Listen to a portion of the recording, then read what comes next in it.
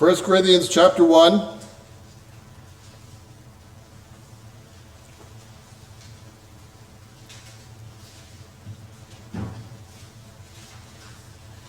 Beginning with verse 25, the foolishness, or because, but the sentence without that would be, the foolishness of God is wiser than men. Later on, you can read what the because is by reading what comes before. But the foolishness of God is wiser than men, and the weakness of God is stronger than men. Logical. For you see your calling, brethren, that not many wise according to the flesh, not many mighty, not many noble are called. Thank you. But God has chosen the foolish things of the world to put to shame the wise. And God has chosen the weak things of the world to put to shame the things that are mighty. And the base things of the world and the things which are despised by God, God has chosen, and the things which are not, to bring to nothing the things that are, that no flesh should glory in his presence. You see the key words in there? The beginning of verse 27. Look at those words. Say them with me, the first two words. But God. Oh yeah, there's that but God again. We're engaged in a series looking at the biblical use of these words, but God. I've heard a number of series such as this, where a particular word, phrase, concept, color, whatever, are the theme. And I know as the years of coming up with sermons go by, that one can repeat the sermons, which at the beginning of one's ministry are the things really interesting. I mean, I started, the first time I ever preached, I could preach on anything. I've never preached before. You've never heard me, so I can preach on anything and any topic I want. And so I choose one that I really love, and I develop that, and then I'm done with that, and there's something else I love. And after a few years of that, what are you going to come up with? And some people, I think, it sounds like I'm just choosing, oh, here's something comes up in the Bible, let me just come up with some sermons about it. That is not the case here. It is not a word search. It's not merely a novel way of seeing the Bible. These words, but God, when you see them together in that order in the Bible, there's a reason to stop. These words are a flashing street sign shouting to stop, change direction, or do something different. This is the way it is, but God, this is where it's going, but God. If it says, but your pastor, okay, you don't even have to slow down. But your wife, maybe you ought to slow down. But God, there is no discussion on that. You are foolish if you're not going to say, all right, what is it God's involved here? Why is the but there? Not and God, not he's helping us continue, but God. Those are notable words in the Bible. For example, the law of the Lord is perfect, the psalmist tells us. But elsewhere in the Bible, particularly in the New Testament, it doesn't say but God, but there's a big but God there. But what? The law of the Lord is not perfect? God is changing that later on? No, the law of the Lord is perfect to teach who God is, what we are, that we're totally incapable of meeting the minimum standard, which is perfection. That's what the law teaches us. God doesn't contradict that. God didn't say do away with the law at any point. But it also teaches what else fills that void between the law's perfection and our inability. Grace, forgiveness, salvation, the blood, cross, sacrifice, Christ. That's the but God sign when it comes to the topic of law, which is not our topic for today. But you get the idea? The but God does not say, you've really messed up, necessarily. It can say that. It doesn't say, you're lost. It can. But don't see these but gods as, oh no, wow. Things, and I'm talking, of course, not just the but gods of the Bible, but the but gods of our lives. Oh man, I've just been treading water. I've been swimming the wrong direction. No, God's not necessarily saying that. When he's putting up these barricades, these barriers, these detours, whatever else, just trust him and follow. GPS is not as reliable as God. Amen. You may want to write that down. That's news. Some of you probably didn't know that. GPS is not as reliable as God. I remember one time I was coming up from St. Petersburg area, Pinellas Park, and I was looking at my GPS, and it showed a solid red line on 19 coming north. But on the frontage road, it was yellow, but it was okay. So I thought, well, I won't go up on 19. I'll stay on the frontage road. I go up there, and here we're moving, but they're moving faster. And I realized, if I'd stay up, okay, yeah, maybe it's red for 19, but that's still faster than yellow for the frontage road. And if you don't know GPS, sort of go with the red being really slow or stopped, yellow being supposedly better. GPS doesn't always work. God always works. So, ultimately, these words, the concept of these words, what this does for us in our lives, this but God, teach the absolute, unequivocal, unbounded, immeasurable, unquestionable, unconditional sovereignty of God. There is not an area of anything that is not under the sovereignty of God. So if God says, slow down, if God says, take a turn, he's in control of that. It's not, oh my, let's try something different, being the God doing the oh my. No, God is in control of it, whatever the it is. So we're going to look at a different example of that, as we have been doing, different places it comes up in the Bible. God doesn't just, but God, the words but God, doesn't just teach that God did. We're looking in the Bible and saying this is what happened before. But it's important to recognize that at any point God can and God will. What you need to wrestle with through this series, and in today's sermon included, is since God can and God will, what are you going to do with that? You can gripe, you can complain, you can carry on, you can scream and yell, you can give up, you can stay in bed forever, you can choose an entirely different direction, or you can submit to the but gods in your life. Father, give us the humility to accept your will and your words, as well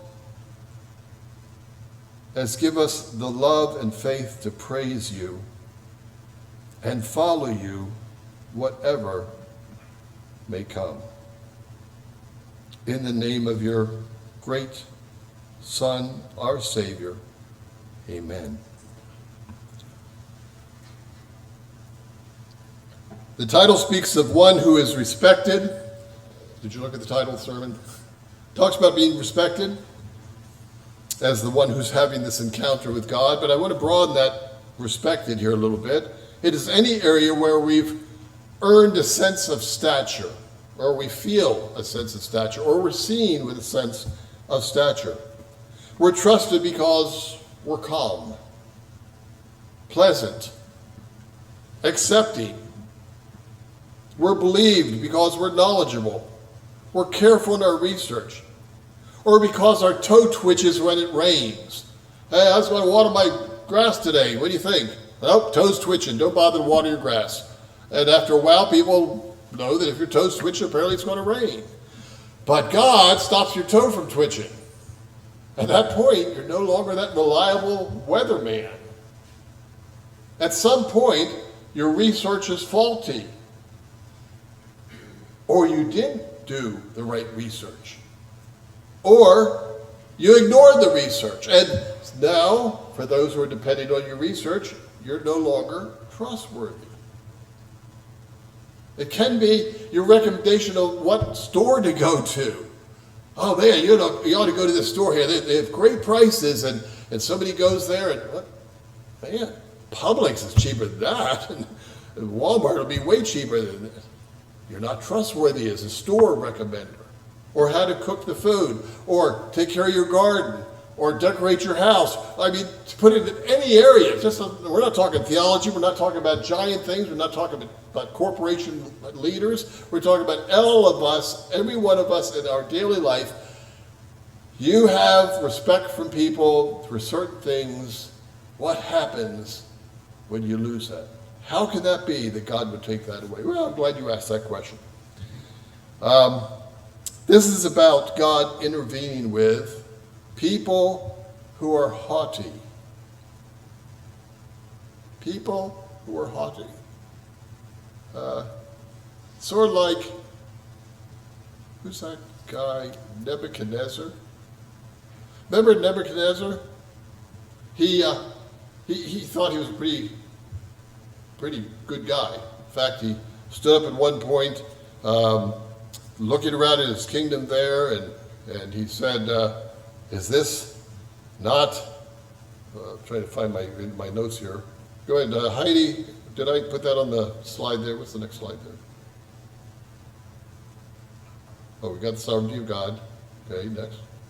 I don't think I read that part. All right. We'll do this one first. That's fine.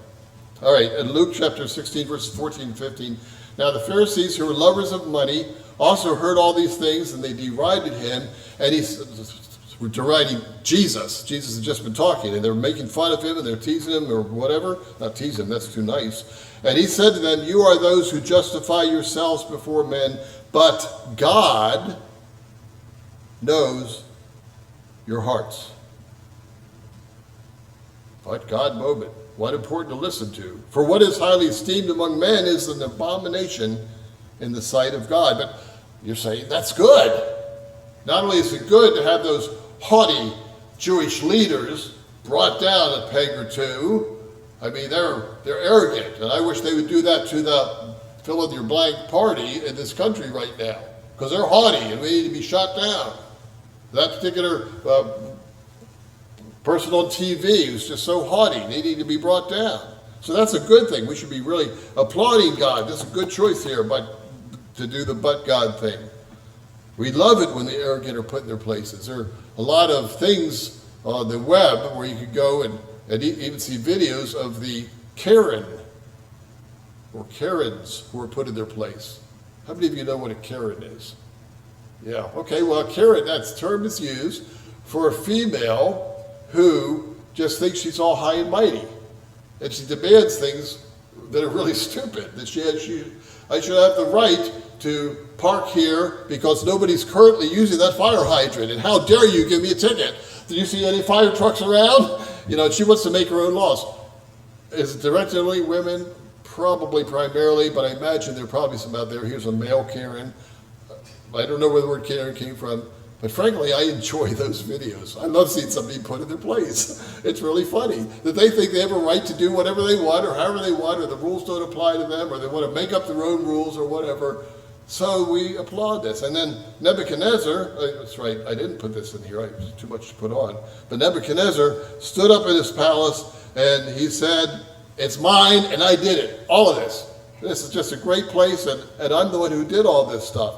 And God says, no. The but God moment comes and Nebuchadnezzar's out eating grass. So what happens? As a result of that, at the end of time, I, Nebuchadnezzar, this one is on the screen. Oh, yes, here it is. It's not the great Babylon that I've built. Next slide. Sorry that I'm messing you up here, Heidi. I, Nebuchadnezzar, lifted my eyes to heaven, and my understanding returned to me, and the result of the but God moment, I blessed the Most High and praised and honored him who lives forever. For his dominion is an everlasting dominion, and his kingdom is from generation to generation. All the inhabitants of the earth are reputed as nothing. He does according to his will in the army of heaven and among the inhabitants of the earth. No one can restrain his hand or say to him, "What have you done?" I love that passage. I had to read the whole thing just because I love reading that passage.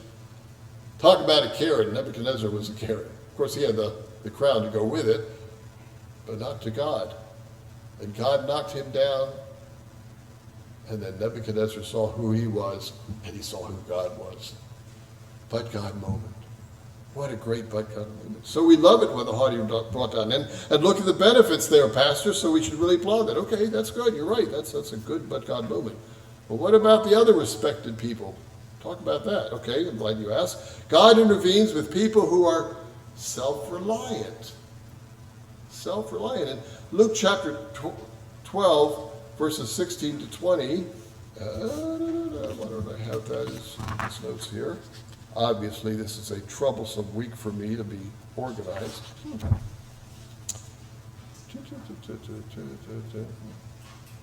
Oh, well, they're not there. There's a passage that goes somewhere, and it fits that somehow. It's the guy who built had all his riches, and he went ahead, it's on the wall. That's why I took it off here and put it on there. He spoke a parable to them and saying, the ground is of a certain rich man yielded plenty.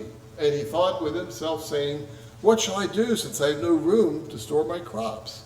So he said, I will do this. I will pull down my barns, build greater, and there I will store all my crops and my goods, and I will say to my soul, soul, you have many goods laid up for many years. Take your ease. Eat, drink, and be merry. But God? Yeah. But God said to him, fool, this night your soul will be required of you. Then whose will these things be which you have provided? So is he who lays up treasures for himself and is not rich toward God. See, self-reliance seems to be a good thing. How often do we, particularly those who are conservative, and I'm going to join with that, to let you know that I could be guilty of this and have been guilty of this. The homeless need to be self-reliant. They shouldn't be dependent on me to take care of them. They shouldn't be using my tax money to take care of this homeless. And those drug abusers, they've created their own problem. They need to be self-reliant. So self-reliance is a good thing. Well, self-reliance that excludes the government, that excludes taking handouts, is different from the self-reliance that excludes God. It is different from the self-reliance that excludes God. Now, by the way, I'm not nearly so narrow and hard anymore about the helpless or the drug abusers or others who are down and out, and I have other things to say about that. Maybe even next week. I'm working on that sermon. But anyway, the fact is, self-reliance is good, but God-reliance is what we need. And God bringing those but God moments into our life to say, wait a second here, who is really providing for you? You're all caught up about getting this project done at work. You're so worried about getting fired. You're so worried about getting to church that you were speeding up Curlew Road. I just had to make the green light. I was running so late. And as soon as I went through that green light, I went, oh, Lord. This isn't about the 45-mile-an-hour speed limit. This isn't about anything except I'm not trusting you. By the way, more cars came through that green light. I could have easily made it. But self-reliance, I confess before you at this point in this sermon. But God. But God says, don't be self-reliant. Well, okay, who else? What is another group that God is intervening? How about the people who are wise? We read that passage from 1 Corinthians about the foolish and the wisdom and so on and so forth that speaks to this important issue. But let's go to verse 25 of 1 Corinthians chapter 1. The foolishness of God is wiser than men, and the weakness of God is stronger than men. For you see your calling, brethren, that not many wise according to the flesh, not many mighty, not many noble are called. But God has chosen the foolish things of this world to put to shame the wise. God has chosen the weak things of the world to put to shame the things that are mighty. And the base things of the world and the things which are despised, God has chosen, and the things that are not to bring to nothing the things that are, that no flesh should glory in his presence.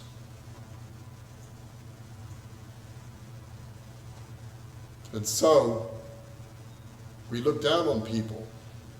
What? That's not an and so.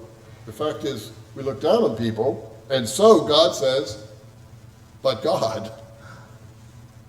What our attitudes are. So, actually, isn't this wisdom here, this worldly wisdom being spoken of, back up in the haughty category?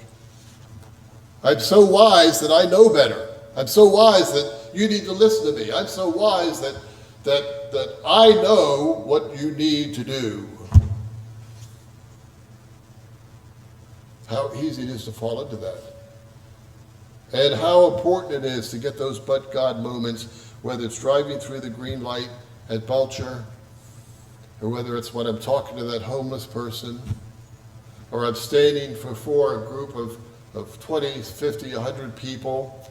This summer I'm supposed to speak at our synod meeting and address the group, and my first reaction when they asked me to do that was, I'm sure there are people far better qualified than I to speak on that subject. I hope I keep that attitude.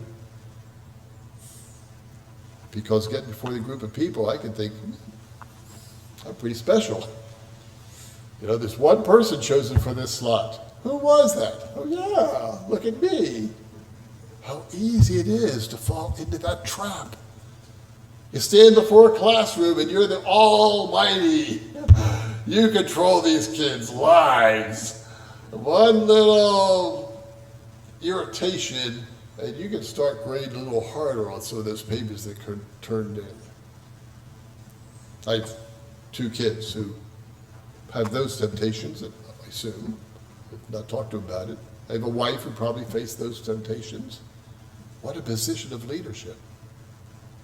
You know, so much of, separate subject here, but I think it's appropriate, so much of the horrible offense of pedophilia, preying on children, is not just that they are sharing inappropriate knowledge with children, but it's a position of authority with somebody who's going to tend to bow to that authority. Oh, how easy it is for us as the wise, supposedly, to abuse that. And there's another group mentioned here. Ready for this?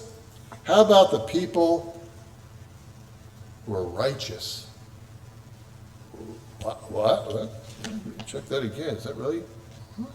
God has intervened with the spot, but God, with people who are righteous. When has God ever intervened with someone who is righteous? Well, let me share with you a time. There was a fellow by the name of Peter. And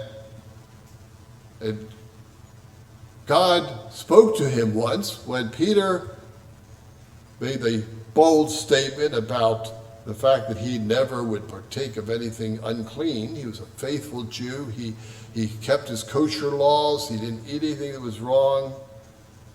And it's in Acts chapter 10, verses 15 and 24 and 28. In verse 24,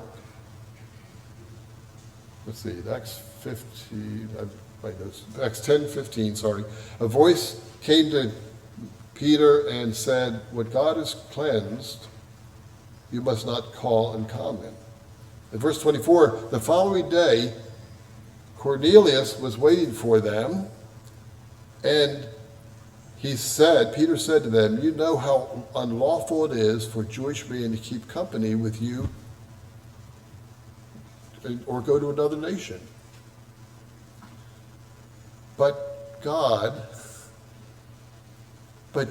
has shown me that I should not call any man common or unclean. The righteousness that Peter was holding so tightly onto, that he would watch what he ate, that he would watch with whom he would associate. He would not go into the Gentile home God stops him with a but God moment and says, that is not righteousness. That's bigotry. That's prejudice. God has not called them unclean. Don't you call them unclean. The persecutor Saul was much the same, and he wasn't just being righteous about keeping the law. He went way beyond keeping the law. He enforced the law, and he saw these blasphemers, hypocrites, these apostatize, these ones who had fallen away from the Jewish faith, holding on to this crucified criminal, Jesus, who claimed to be God. Whoa, talk about blaspheme. And so Saul's out there to rid the world of these horrible, horrible people. What more righteous person than that, with that zeal? And I say that with some sincerity.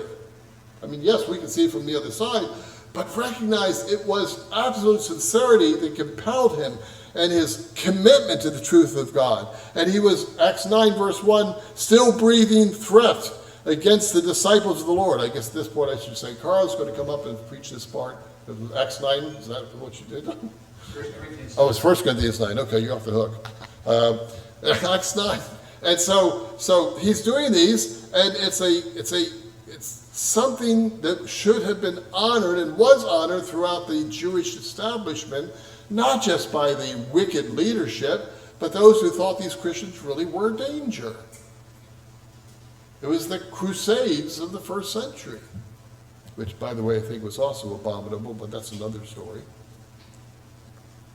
And as he journeyed, verse 3, near Damascus, suddenly light showed from heaven, and a but God moment happened. It doesn't say that here. He fell to the ground, though, verse 4. And he heard a voice saying to him, Saul, Saul, why are you persecuting me? Me? You're persecuting your God. Later on, Paul gives it a little more detail in Philippians chapter 3, when he talks about his righteousness. Philippians 3, verse 4, I might have confidence in the flesh. If anyone else thinks he may have confidence in the flesh, I more so. I've got this righteousness down. And he goes through a list of all the things that were the right things for Jewish guys to do, and that he had done all these things. Verse 7, but what things were gained to me, these I've counted lost for Christ. Yet indeed, I also count all things lost for the excellence of the knowledge of Christ Jesus my Lord, for whom I've suffered loss of all things, and count them as rubbish. That's okay. I'm not sorry that I lost those things. That's rubbish. That I may gain Christ and be found in him.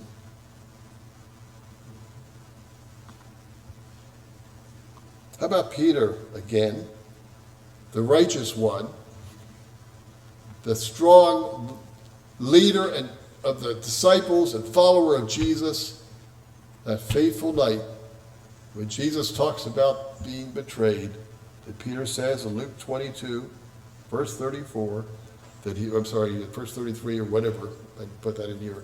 I'm not going to deny you, Jesus. And Jesus says in verse 34, before the rooster crows, you'll deny me 3 times. Oh, our righteousness is so right until it's wrong. Our zeal is so good until we're zealing in the wrong direction. I can tell you with authority, without even seeing it in the Bible, that Paul praises God regularly for the but God moments in his life. That Peter praises God for the but God moments in his life. What are you going to do with the but God moments in your life? Oh yeah, the ones that call out sin, hopefully you're okay with that. But how about the ones that just change you from the right direction and going to a better direction? You won't see it up front. You may lose some traction. You may lose more than traction. You may lose the credibility. You may lose the respect, the wisdom. You may lose the money. You may lose a lot of things in this but God moment. But God is right. I have to share one more thing. The lesson for this is with God, there's always hope. There's always hope. There is a verse that is supposed to be here. Oh well. 1 Corinthians 10:13. Thank you. 1 Corinthians 10:13. Oh, he is on the page. And I used to be able to quote that. Anyone here quote that for me? There is no temptation taken you but such as is common to man. But God is faithful, who will with the temptation provide the way of escape, that you'll be able to withstand it. But God will, with the temptation, eventually make a way of escape. So you have this list. You have these things that you could be any one of these people at any time. But God won't leave you there. That's the whole purpose of the but God moment, is to provide for you a way to resist the temptation and provide a way of escape.